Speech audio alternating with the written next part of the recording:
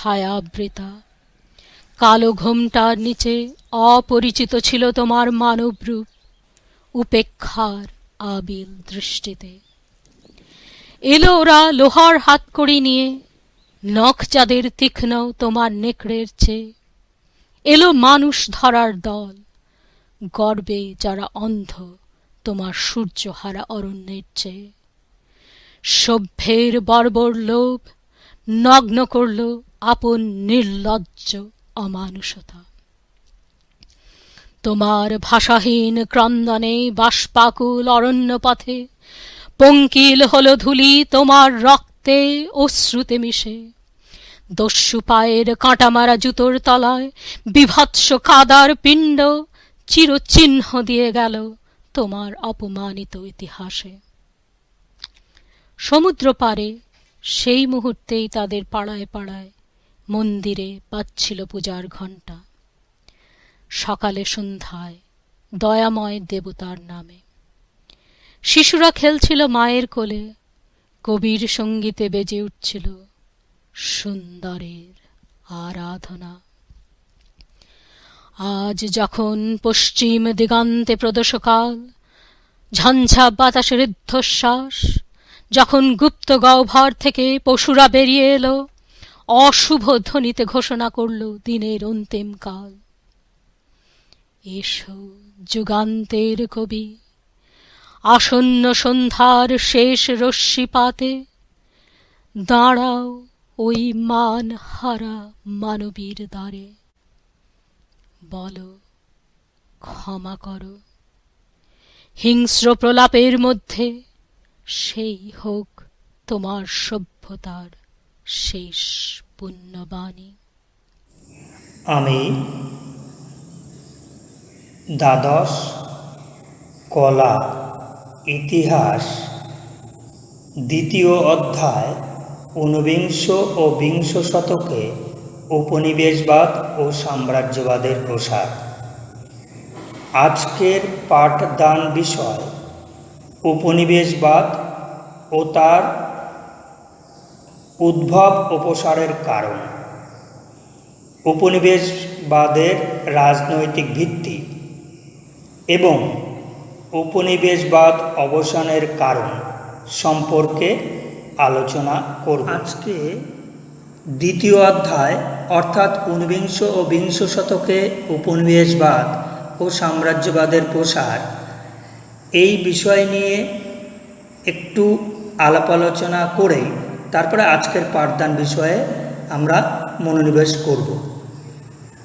অর্থ সম্পদ, প্রযুক্তিগত উন্নতি, সমর কুশলতা প্রভৃতি বিষয়ে বলীয়ান হয়ে কোনো রাষ্ট্র যখন তার থেকে দুর্বল রাষ্ট্রের ওপর নিজের নিয়ন্ত্রণ কায়েম করে, তখন সেই অধিক শক্তিশালী রাষ্ট্রটিকে বলে সাম্রাজ্যবাদী রাষ্ট্র এবং দুর্বল রাষ্ট্রটি তার উপনিবেশ।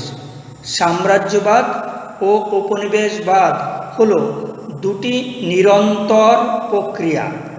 সাম্রাজ্যবাদ বৃদ্ধির সঙ্গে সঙ্গেই আরও তীব্র ও তীক্ষ্ণ হয়ে ওঠে উপনিবেশবাদ।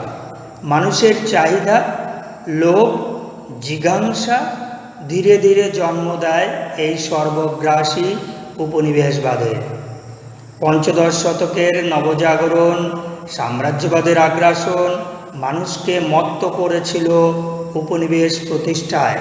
Spain, Portugal, England, France, Holland প্রভৃতি দেশগুলি উত্তর ও দক্ষিণ আমেরিকা, এশিয়া, আফ্রিকা ও অস্ট্রেলিয়া মহাদেশের ওপর নিজেদের আধিপত্য প্রতিষ্ঠা করতে থাকে এবং গড়ে তোলে এক একটি উপনিবেশ। ইউরোপীয়রা যেমন এই সকল উপনিবেশের অর্থ সম্পদ লুট করে ও তাদের উপর অত্যাচার চালিয়ে তাদের আর্থিক ও শারীরিকভাবে বিধ্বস্ত করে তুলেছিল, তেমনি দেখিয়েছিল এক আশার আলো। শ্বেতাঙ্গ জাতির প্রতি দায়বদ্ধতা থেকে ইউরোপীয়রা উপনিবেশের মানুষদের করে তুলেছিল আরও সভ্য ও সংস্কৃতিবান।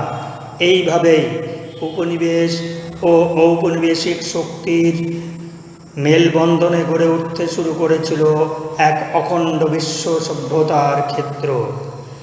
আমি দ্বিতীয় অধ্যায় ভূমিকায় তোমাদের ঊনবিংশ ও বিংশ শতকে উপনিবেশবাদ ও সাম্রাজ্যবাদের প্রসার সম্পর্কে কিছুটা ভূমিকা দিলাম।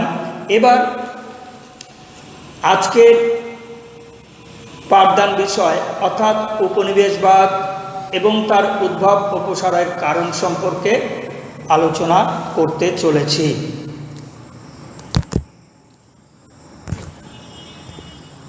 এবার উপনিবেশবাদ বলতে কি বোঝায় সে সম্পর্কে একটু বলি।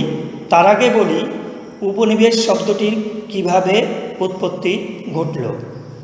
ল্যাটিন শব্দ কলোনিয়া থেকে ইংরাজি কলোনি শব্দটির উৎপত্তি, যার বাংলা প্রতিশব্দ হল উপনিবেশ।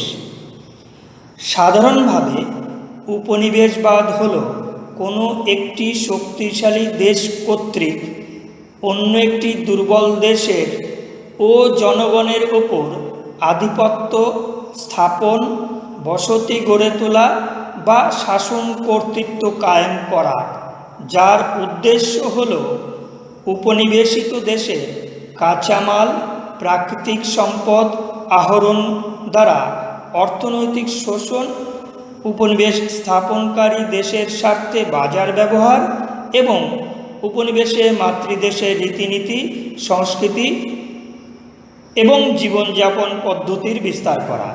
তাহলে আমরা উপনিবেশবাদ বলতে কি বোঝায় সে সম্পর্কে বুঝলাম। এবার আসি উপনিবেশবাদের উদ্ভব ও তার প্রসারের কারণ সম্পর্কে আলোচনায়।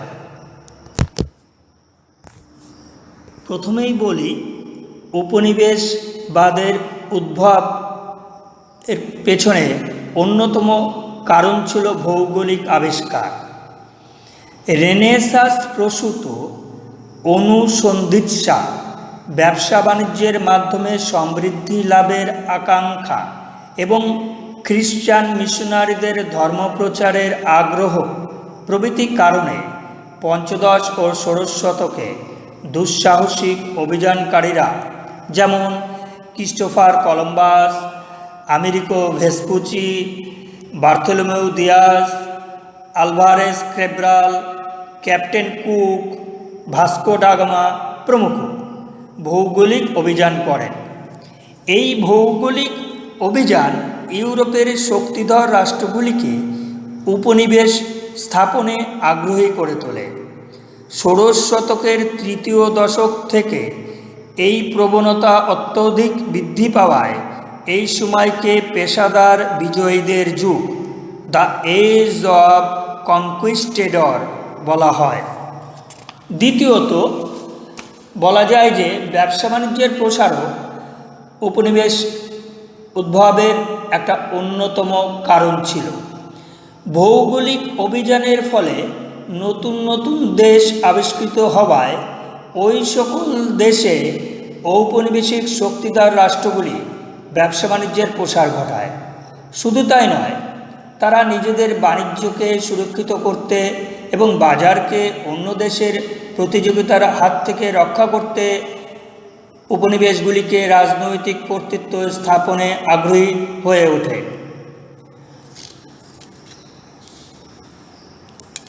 তৃতীয়ত শিল্প বিপ্লবের প্রভাবও পড়েছিল উপনিবেশ উদ্ভব এবং প্রসারের ক্ষেত্রে। ইউরোপে শিল্প বিপ্লবের ফলে শিল্পোন্নত রাষ্ট্রগুলি যেমন England, France, Spain, Portugal, Dutch প্রভৃতি শক্তি শিল্পে উন্নত রাষ্ট্রগুলি থেকে কাঁচামাল সংগ্রহ এবং উদ্বৃত্ত শিল্পপণ্য বিক্রয়ের জন্য বাজার দখলের প্রতিযোগিতায় উপনিবেশ দখলের নীতি গ্রহণ করে।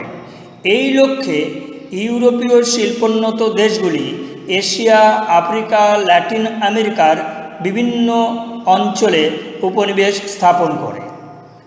চতুর্থত বলা যায় যে উদ্বৃত্ত মূলধনের কারণেও উপনিবেশ বিস্তৃত হয়েছিল।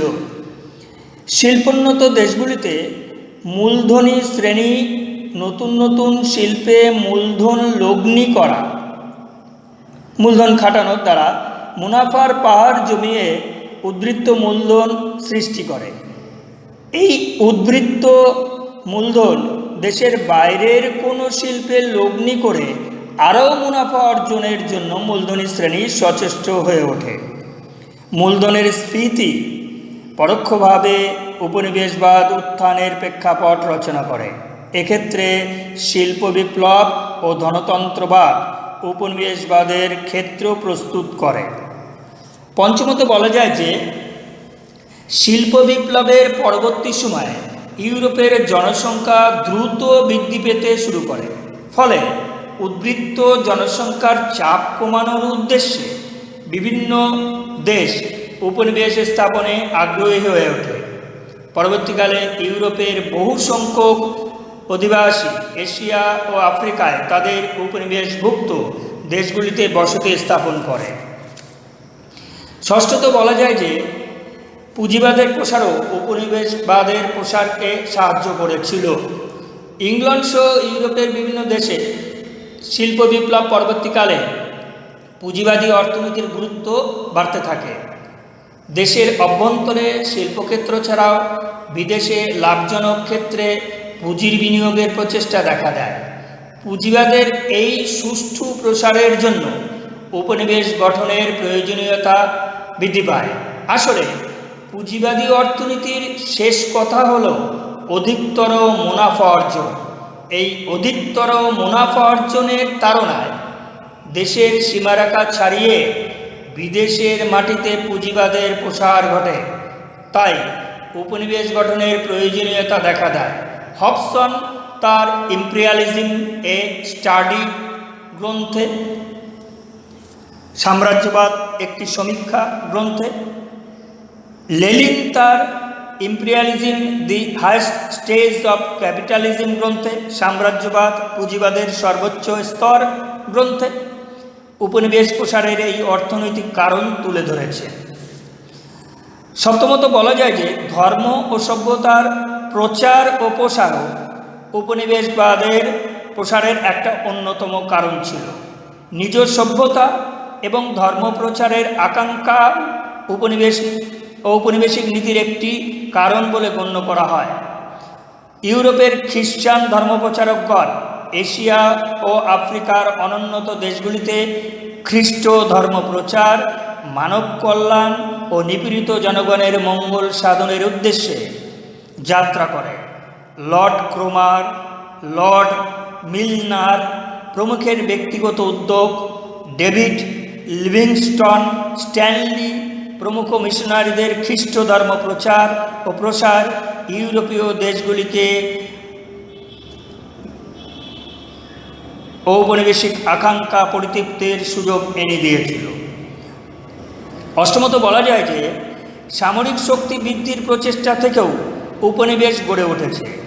ইউরোপীয় শক্তিধর দেশগুলি এশিয়া ও আফ্রিকার বিভিন্ন দেশে উপনিবেশ স্থাপন করে সেখানে নৌ ও সামরিক ঘাঁটি স্থাপন করে।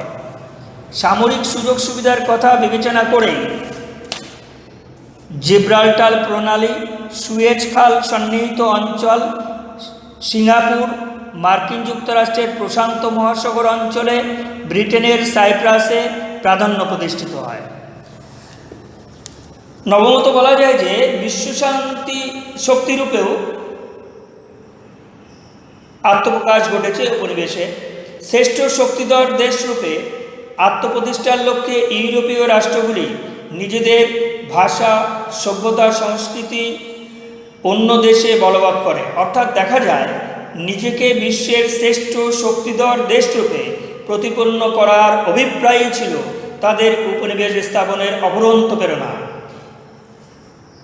যে উদ্দেশ্য নিয়েই উপনিবেশ প্রতিষ্ঠিত হোক না কেন, এর ফলাফল ছিল একই রকম। কারণ ইউরোপের শক্তিধর রাষ্ট্রগুলি এশিয়া, আফ্রিকা ও লাতিন আমেরিকার বিভিন্ন দেশে যে নির্বিচারে অর্থনৈতিক শোষণ ও লুণ্ঠন চালায়, তার ফলে উপনিবেশের জনগণের সীমাহীন দুর্দশা, অত্যাচার ও বঞ্চনার শিকার হয়।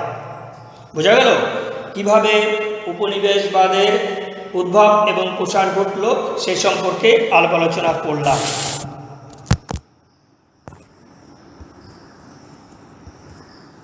এবার আবার আলোচনায় ফিরে আসি। আলোচনার বিষয় হচ্ছে উপনিবেশবাদের রাজনৈতিক ভিত্তি। তোমরা শুনতে থাকো কিভাবে উপনিবেশবাদ রাজনৈতিক কারণে উদ্ভব ঘটল সে সম্পর্কে আলাপ আলোচনা করছি, অথবা ঔপনিবেশিক শক্তিগুলির ভূখণ্ডের উপর অধিকার প্রতিষ্ঠা কেন প্রয়োজন হয়ে পড়েছিল সে সম্পর্কে বলছি। কোনো শক্তিশালী দেশ যখন তুলনামূলকভাবে দুর্বল দেশের উপর আধিপত্য স্থাপন করে, বসতি গড়ে তোলে বা শাসন কর্তৃত্ব প্রতিষ্ঠা করে, তখন দ্বিতীয় দেশটি প্রথম দেশের উপনিবেশে পরিণত হয়। আমি প্রথমেই তোমাদের এ বিষয় নিয়ে বলেছি। এই প্রক্রিয়ার ক্ষেত্রে অর্থনৈতিক উদ্দেশ্য তো আছেই, তার সঙ্গে রাজনৈতিক উদ্দেশ্যও সমানভাবে সক্রিয় আছে। ঐতিহাসিক ডেভিড টমসন বলেছেন যে উপনিবেশবাদের নগ্ন ক্ষমতার রাজনীতি সমুদ্র পারের দেশের পর্দায় ইউরোপের আন্তঃরাষ্ট্রীয় সংঘর্ষ ও প্রতিদ্বন্দ্বিতার ছবি ফুটিয়ে তোলে। অধ্যাপক জেমস জোল বলেছেন যে সম্ভবত কোনো একটি নির্দিষ্ট অভিমতকে সাম্রাজ্যবাদী সম্প্রসারণের জন্য দায়ী করা যায় না, তবে এই সকল কারণগুলির মধ্যে সবচেয়ে উল্লেখযোগ্য হল রাজনৈতিক কারণ। উপনিবেশবাদের রাজনৈতিক ভিত্তি তাই বলা যায়, এক, রাজনৈতিক ক্ষমতা দখল করার জন্য উপনিবেশবাদের সূচনা ঘটেছিল। ঔপনিবেশিক শক্তিগুলি যখন দুর্বল রাষ্ট্রগুলিকে নিজেদের উপনিবেশে পরিণত করে, তখন তাদের অন্যতম লক্ষ্য থাকে সেখানকার রাজনৈতিক ক্ষমতা দখল করা। রাজনৈতিক ক্ষমতা বলতে উপনিবেশে নিজ আইনি কর্তৃত্ব প্রতিষ্ঠা এবং তাদের সমাজ জীবন, অর্থনীতি এবং সংস্কৃতিকে নিজেদের ইচ্ছা মতো পরিচালিত করা। যেমন ভারতে ইংরেজ শক্তি ব্যবসা বাণিজ্য উপলক্ষে এসে ক্রমে রাজনৈতিক ক্ষমতা লাভ করে প্রায় 200 বছর শাসন ও শোষণ চালিয়ে যায়। ব্রিটিশ শাসনের অত্যাচারকে আমাদের 200 বছর ধরে সহ্য করতে হয়। দ্বিতীয়ত, সামরিক প্রয়োজনেও ইউরোপে শক্তিশালী দেশগুলি নিজেদের সামরিক শক্তি জাহির করতে উপনিবেশ স্থাপনে তৎপর হয়। যেমন জিব্রাল্টার প্রণালী, সাইপ্রাস দ্বীপ, সুয়েজ খাল, সিঙ্গাপুর, উত্তমাশা অন্তরীপ প্রভৃতি অঞ্চল সামরিক দিক থেকে গুরুত্বপূর্ণ ছিল। এই সকল অঞ্চলগুলির উপর কর্তৃত্ব প্রতিষ্ঠার জন্য বড় বড় ঔপনিবেশিক শক্তি সামরিক প্রতিযোগিতা শুরু করে। সামরিক শক্তির সঙ্গে উপনিবেশের সম্পর্ক অত্যন্ত গভীর। ঔপনিবেশিক শক্তিগুলি সামরিক শক্তি বৃদ্ধির জন্য তার নিজ উপনিবেশের জনশক্তি ও আর্থিক সম্পদকে ব্যবহার করে। এইভাবে উপনিবেশের জোরে ইংল্যান্ড ও ফ্রান্স বৃহৎ শক্তি হিসেবে আত্মপ্রকাশ করে। তৃতীয়ত বলা যায় যে উগ্র জাতীয়তাবাদ উপনিবেশবাদের রাজনৈতিক ভিত্তি রচনা করেছিল। ইউরোপের বিভিন্ন দেশে 1870 খ্রিস্টাব্দের পরবর্তীকালে, অর্থাৎ বার্লিন কংগ্রেসের পরবর্তীকালে উগ্র জাতীয়তাবাদ মাথাচাড়া দিয়ে ওঠে। প্রতিটি জাতি নিজেদের শ্রেষ্ঠত্ব প্রতিষ্ঠার জন্য সাম্রাজ্য বিস্তারের সূচনা করে। জার্মান ফুয়েরার, হিটলার কিংবা ইটালির রাষ্ট্রনায়ক মুসোলিনি উগ্র বা বিকৃত জাতীয়তাবাদের নাম করে সাম্রাজ্য বিস্তারের নির্লজ্জ প্রয়াস চালায়। অধ্যাপক হেইজের মতে বিকৃত জাতীয়তাবাদ হল কৃত্রিম ভণ্ড জাতিপ্রেম। Nationalism is artificial and it is far from ennobling in a word, it is patriotic sabari. এইভাবে উগ্র জাতীয়তাবাদের দ্বারা সাম্রাজ্যবাদী শক্তিগুলি এশিয়া ও আফ্রিকার বিভিন্ন দেশে উপনিবেশ প্রতিষ্ঠা করে। চতুর্থত বলা যায় যে সাম্রাজ্যবাদী দেশগুলি জাতীয় গরিমা বৃদ্ধি এবং নিজেদের শক্তি ও মর্যাদা জাহির করার জন্য উপনিবেশ দখলের প্রতিযোগিতায় নেমে পড়েছিল। তারা মনে করেছিল শক্তিশালী হয়ে উঠতে গেলে বৃহৎ সাম্রাজ্যের অধীশ্বর হতে হবে, তাই বৃহৎ শক্তি তার মর্যাদা প্রতিষ্ঠার জন্য উপনিবেশ দখলের প্রয়োজনীয়তা অনুভব করেছিল। পঞ্চমত বলা যায় যে উপনিবেশে বাণিজ্যিক আধিপত্য প্রতিষ্ঠা করতে গেলে সেখানে রাজনৈতিক আধিপত্য কায়েম করা প্রয়োজন। উৎপন্ন দ্রব্য বিক্রয়, বাড়তি মূলধনের বিনিয়োগ কিংবা কাঁচামাল সংগ্রহের উদ্দেশ্যে বিভিন্ন ঔপনিবেশিক শক্তি পিছিয়ে পড়া দেশগুলিতে উপনিবেশ প্রতিষ্ঠা করে।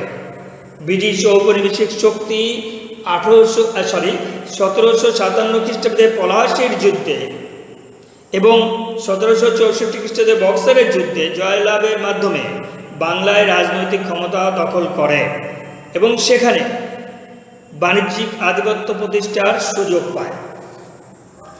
ষষ্ঠত বলা যায় যে ঔপনিবেশিক শক্তি উপনিবেশ স্থাপনের মধ্য দিয়ে অদম্য অর্থনৈতিক বাসনা চরিতার্থ করার লক্ষ্য নিয়েছিল।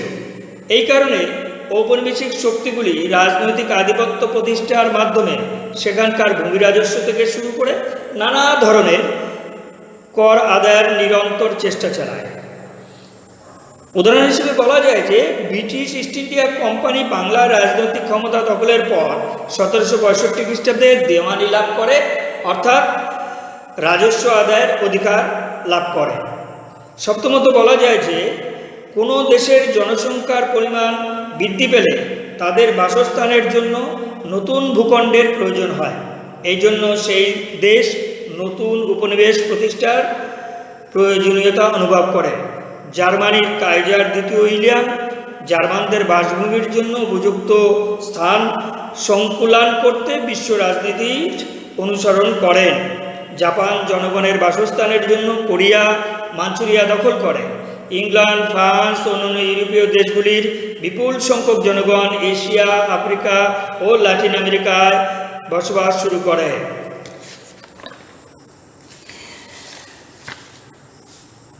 অষ্টমত বলা যায় যে শিল্পোন্নত দেশগুলির পুঁজিপতি শ্রেণী নিজেদের দেশে পুঁজি বিনিয়োগের স্থান সংকুচিত হওয়ায় পুঁজি বিনিয়োগের জন্য নিজের দেশের রাজনীতিকদের উপর চাপ সৃষ্টি করে উপনিবেশ দখলের জন্য। জাতীয় সরকারগুলি এই প্রেক্ষিতে কার্যকলাপ কেবল অর্থনৈতিক নয়, তা রাজনৈতিকও। আফ্রিকা নিয়ে কড়াকড়ি এর প্রকৃষ্ট প্রমাণ। নবমত বলা যায় যে রাষ্ট্রনায়কদের উন্নাসিক ও দাম্ভিক মনোভাব ও উপনিবেশ বিস্তার এর রাজনৈতিক ভিত্তি রচনা করেছিল।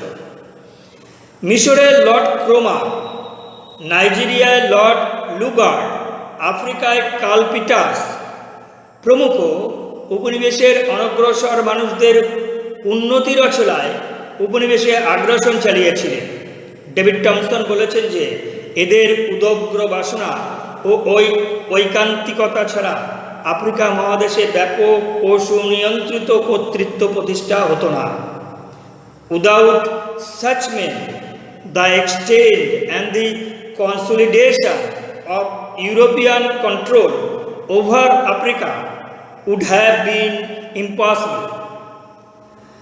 তাহলে শুধু রাজনৈতিক কর্তৃত্ব প্রতিষ্ঠার বাসনার জন্যই যে উপনিবেশ বিস্তার ঘটেছিল তা নয়, অর্থনৈতিক উদ্দেশ্যে কাঁচামাল সংগ্রহ ও বাজার দখল প্রক্রিয়াকে কেন্দ্র করে উপনিবেশবাদের জন্ম হয়। সুতরাং আমরা বলতে পারি যে উপনিবেশবাদের ভিত্তি হল আর্থ ও রাজনৈতিক। এত সময় আমি তোমাদের উপনিবেশবাদের রাজনৈতিক ভিত্তি সম্পর্কে আলোচনা করলাম।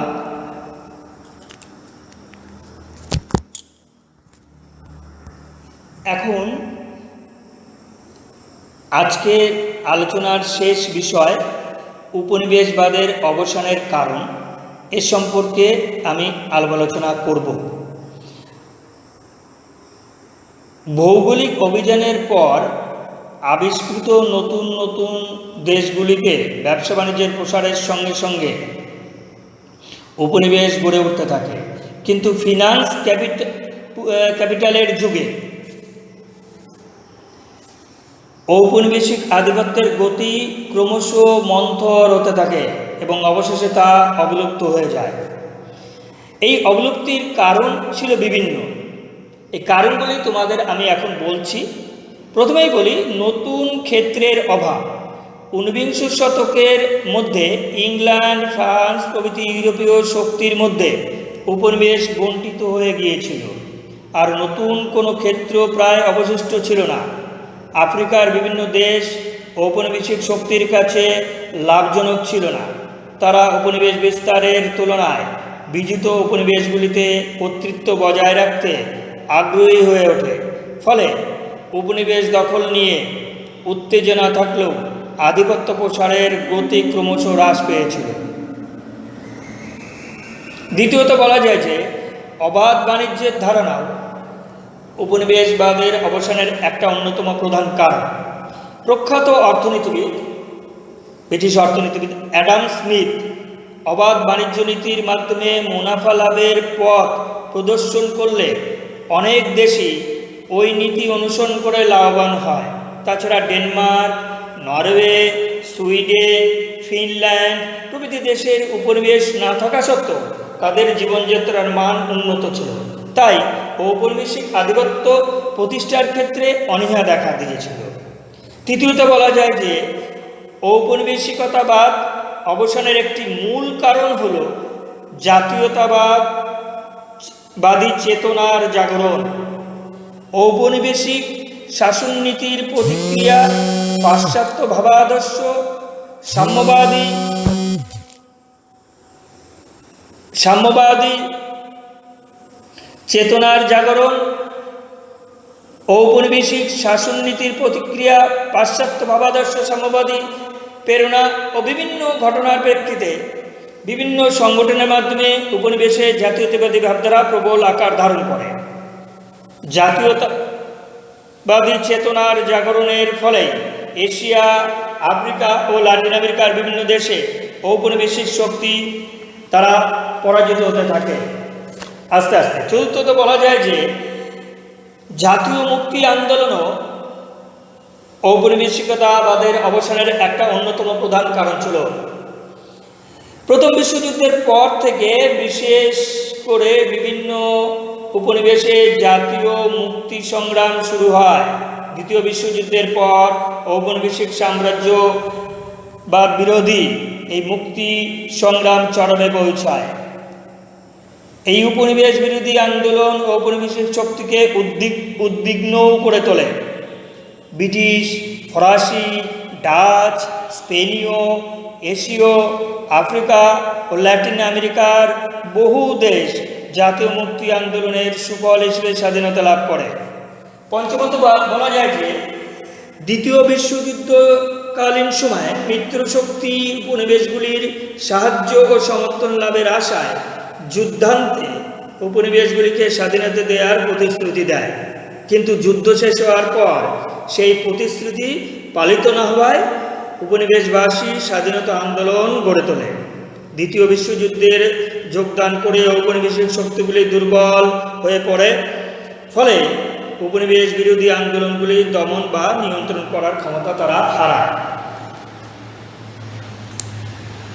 ষষ্ঠত বলা যায় যে বিশ্বের দুই শক্তিধর রাষ্ট্রের চাপ বৃদ্ধি উপনিবেশবাদ অবসানের একটা অন্যতম প্রধান কারণ ছিল।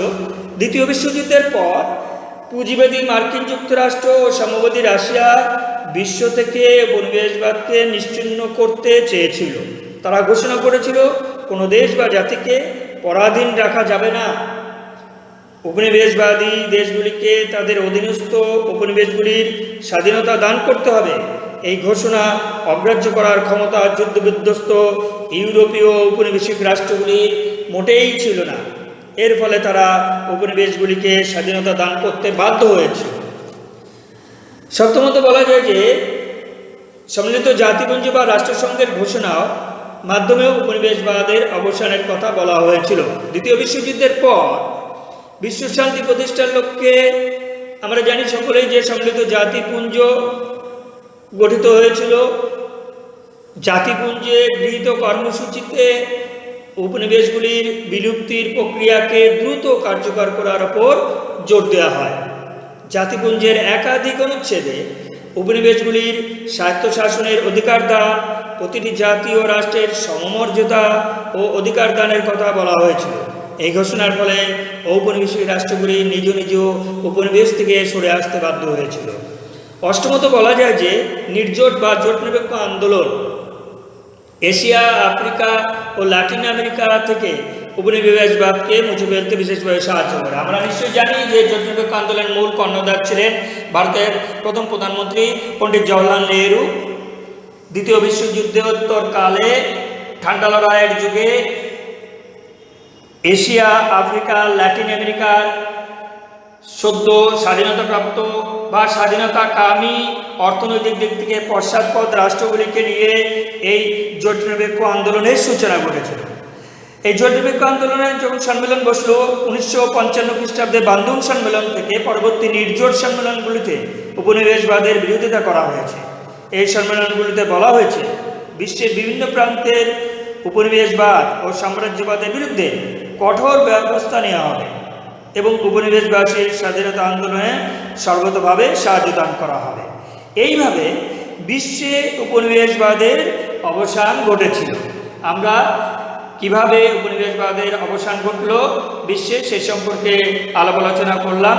আজকে এই পর্যন্ত। আবার পরদিন তোমাদের আমি সাম্রাজ্যবাদ বিষয় নিয়ে আলাপ আলোচনা করব।